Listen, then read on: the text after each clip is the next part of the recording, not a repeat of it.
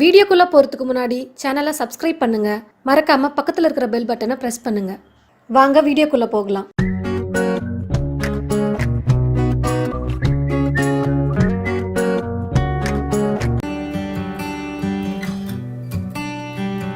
அவரைக்காய் தொக்கு செய்யலாம். தேவையான பொருட்கள்: ஒரு 150 கிராம் அவரைக்காய் வாங்கி இந்த மாதிரி கழுவி கட் பண்ணி இந்த மாதிரி வச்சுக்கோங்க. சின்ன சின்னதாக பெரிய வெங்காயம் 1 இந்த மாதிரி கட் பண்ணி வச்சுக்கோங்க.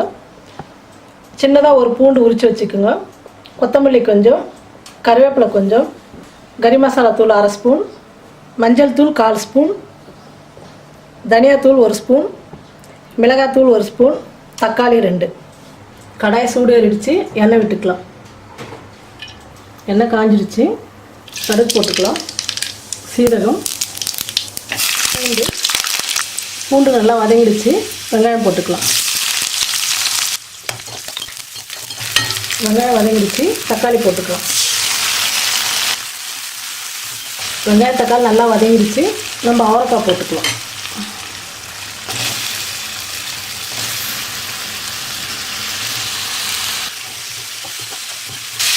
அவரைக்காவை எண்ணெயிலே கொஞ்சம் நேரம் வதக்கலாம். அவரைக்காய் நல்லா வதங்கிடுச்சு, மஞ்சள் தூள், கறி மசாலா தூள் போட்டுக்கலாம்.